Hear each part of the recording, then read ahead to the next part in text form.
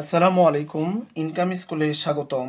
Bobbin case নষ্ট হওয়ার কয়েকটি লক্ষণের মধ্যে আমি ২-৩টি লক্ষণ আপনাদেরকে দেখানোর চেষ্টা করছি। মেশিনে ববিন কেস লাগানোর পর যদি ভালো থাকে তাহলে এই ক্লিপটি ছেড়ে দেওয়ার সাথে সাথে এরকমভাবে চলে যাবে।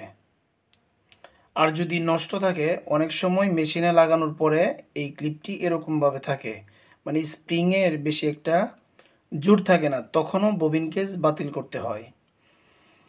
অনেক সময় এখানে যে আপনারা এই লম্বাটুকু দেখতে পাচ্ছেন, বাড়তি একটা অংশ, এটা লেস বডির সাইড কভারের মাঝখানে একটু ফাঁকা জায়গার মধ্যে এটা আটকে থাকে। এরকমভাবে নড়াচড়া করার কারণে এখানে অনেক সময় ক্ষয় হয়ে এই লম্বা অংশটুকু ছোট হয়ে যায়, তখনও ববিন কেস বাতিল করতে হয়। আরও অনেকগুলো কারণ আছে, আমি জাস্ট প্রাথমিক কয়েকটা কারণ আপনাদেরকে দেখানোর চেষ্টা করছি। আর আজকে আমি আমার ভিডিও থাম্বনেল দেখে যে আপনারা যে জিনিসটা জানতে চাচ্ছেন সেটা আমি এখন বলবো। ববিন কেসের যদি অন্য সব কিছুই ঠিক থাকে, ববিন কেস সব কিছুই ঠিকঠাক আছে, শুধু এখানে যে পাতিটা আছে বা ববিন কেসের একটা স্ক্রু দেখছেন, এটা আপনারা খুলবেন। এটা খোলার জন্য এমন একটি লাগবে, আপনারা 20 টাকা 25 টাকার মধ্যে এটা কিনে নিতে পারবেন। এটা ববিন কেসের স্ক্রু খোলার জন্য খুবই আরামদায়ক হবে। আমি ববিন কেসের স্ক্রুটি খুলে নিচ্ছি। আস্তে আস্তে খুলবেন এরকমভাবে। ববিন কেসের যে পাতিটা আছে, পাতির উপরই স্ক্রু লাগানো থাকে। স্ক্রুটা খোলার সময় পাতিটা এরকমভাবে চাপ দিয়ে ধরে নেবেন, না হলে স্ক্রুটা ছিটকে পড়ে যেতে পারে। এই দেখুন, আমার স্ক্রুড্রাইভারের মাথায় স্ক্রুটা দেখা যাচ্ছে। এটা এই দেখুন, আপনারা হয়তো দেখতে পাচ্ছেন। এখন আমি ওই ববিন কেস থেকে এই পাতিটা খুলে নিব।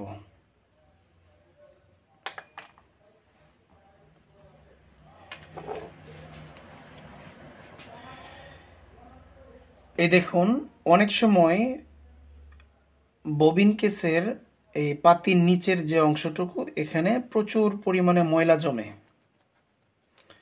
আপনারা কিছুদিন পর পর যদি মনে করেন যে সুতাটা ভালোভাবে কাজ করছে না, তখন আপনারা স্ক্রুটা খুলে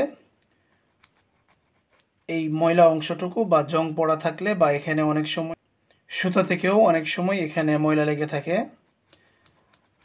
এটুকু আপনারা পরিষ্কার করে দিবেন, ভালোভাবে পরিষ্কার করে নেবেন। ববিন কেসের থেকে যে আমরা পাতিটা খুললাম, সেটা আপনারা নতুন একটা পাতি নিয়ে আসবেন, নিয়ে এসে আপনারা লাগিয়ে দিবেন। কিভাবে লাগাতে হয় সেটাও আমি আপনাদেরকে দেখানোর চেষ্টা করছি। এই পাতিটা আপনারা কোথায় পাবেন? যেসব দোকান থেকে আপনারা সুই সুতা, রাবার, বক্রম এগুলো কিনে থাকেন, অথবা সেলাই মেশিনের যে কোনো টেকনিশিয়ানের দোকানে, অথবা সেলাই মেশিনের পার্টস বিক্রি করে এরকম কোনো দোকানে আপনারা যেয়ে বললে অবশ্যই আপনাদেরকে এই পাতিগুলো আশা করি দিয়ে দিবে। এই পাতিগুলোর দাম অনলি 5 টাকা। অনেক সময় আমাদের কাছে যদি কেউ নিয়ে আসে কোনো ববিন কেস, আমরা এটা লাগিয়ে অনেক সময় 10 টাকাও রাখি। আপনি যদি নিজে লাগাতে পারেন তাহলে 5 টাকাই হয়ে যাবে। এটা একটা সহজ বিষয়, আপনারা চাইলেই পারবেন। এখন আমি নতুন একটি পাতি এই ববিন কেসে লাগাবো। কথা হলো, ববিন কেসের পাতির যদি সমস্যা হয়, অন্য কোনো সমস্যা যদি থাকে, তাহলে আপনারা যদি পাতি লাগান তাহলে সমস্যার সমাধান হবে না।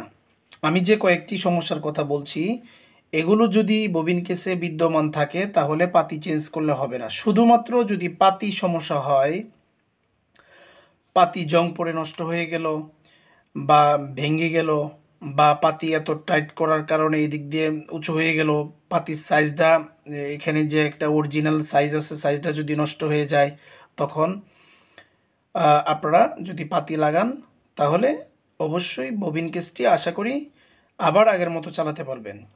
ববিন কেস নষ্ট হওয়ার এখানে দেখুন, এ পাশ দিয়েই কিন্তু সুতাটা আসে, এখানে পাতি থাকে, এরকমভাবে দেখুন এই পাতিটা থাকার পর এদিক দিয়ে যখন সুতাটা এসে যখন এখানে বের হয় তখন এই সুতাটা এই ছিদ্রের মধ্যে এসে এদিক দিয়ে আসে। অনেক সময় এদিক দিয়ে সুতা আস্তে আস্তে ববিন কেসটা অনেক ক্ষয় হয়ে যায়, তখন পাতি চেঞ্জ করলেও আপনার ববিন কেস ঠিক হবে না। মানে পাতি চেঞ্জ করার পরেও সুতাটা যেহেতু ববিন কেসের বডিটাকে ক্ষয় করে ফেলছে, তখন পাতি লাগানোর পরেও সুতা ইজিলি চলে আসে, তখনও ববিন কেস বাতিল করতে হয়। আমার কথাটা আরও ভালো করে মনোযোগ দিয়ে শুনুন। শুধুমাত্র পাতির সমস্যা যদি থাকে তাহলে পাতি আপনারা চেঞ্জ করলে ববিন কেসটি পুনরায় ব্যবহার করতে পারবেন। অন্য কোনো সমস্যা যদি থাকে তাহলে পাতি চেঞ্জ করলে হবে না। এই দেখুন এখন আমি ববিন কেসের পাতিটা কিভাবে লাগাই। এরকমভাবে ববিন কেসের যে স্ক্রু ছিদ্র এবং পাতির যে ছিদ্র সেটা সোজাসুজি রাখতে হবে। সোজাসুজি রাখার পর এই দেখুন আমি সোজাসুজি রাখার চেষ্টা করছি। রাখার পর এখানে যে স্ক্রুটা আপনারা দেখেছিলেন এই স্ক্রুটা এখানে এরকমভাবে দিয়ে তারপর স্ক্রুড্রাইভার দিয়ে এরকমভাবে আস্তে আস্তে টাইট করে নেবেন।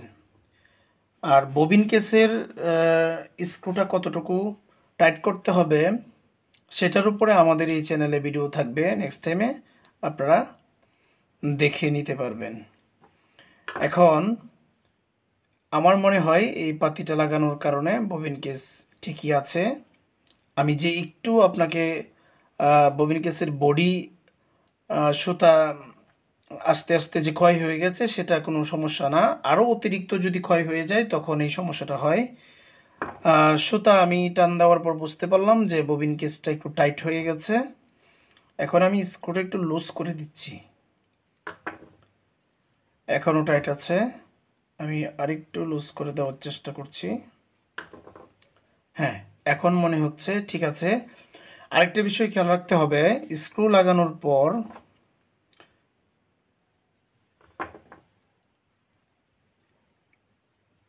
যদি স্ক্রুটা অতিরিক্ত বের হয়ে চলে আসে, বুঝতে হবে যে স্ক্রুটা অতিরিক্ত বের হয়ে চলে আসে তখন সুতা এখানে আটকে যেতে পারে। এটা নতুন হোক পুরাতন হোক যখনই লাগান ববিন কেসের স্ক্রু এতটুকু লুজ করা যাবে না যাতে অতিরিক্ত বের হয়ে আসে। এটা ঠিক আছে, এটা দেখুন এখানে কিন্তু লেবেল আছে, যদি অতিরিক্ত বের হয়ে আসতো তাহলে এখানে দেখা যেত। সুতাটা কিন্তু এপাশ দিয়ে ঘুরে চলে আসে, যদি এই স্ক্রুটা অতিরিক্ত বাইরে বের হয়ে আসে তখন সুতাটা এখানে আটকে স্যাটেলের মধ্যে জ্যাম সৃষ্টি করে, সুতা আটকে যায়। আপনারাও এক দুইবার যদি এরকম লাগান তাহলে আপনাদেরও একটা আইডিয়া চলে আসবে। আমাদের এই চ্যানেলে প্রতিনিয়ত সেলাই মেশিন, গ্যাসের চুলা, ফ্রিজ আরও নানান বিষয়ে ভিডিও আপলোড করা হয়। আপনারা পাশে থাকবেন। ধন্যবাদ সবাইকে। আসসালামু আলাইকুম।